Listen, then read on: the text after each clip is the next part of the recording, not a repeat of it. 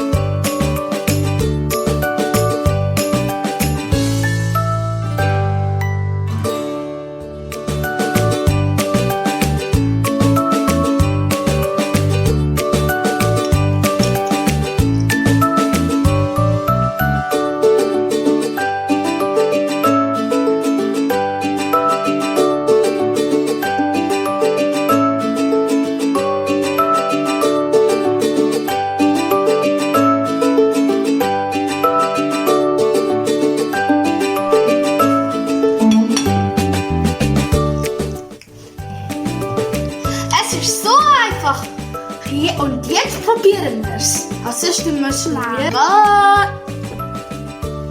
Okay, jetzt.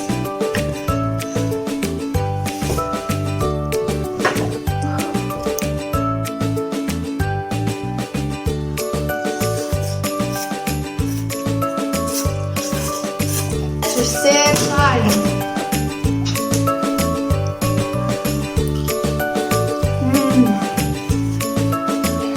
Abonniert, dass ihr es selber gemacht habt und Like. Tschüss.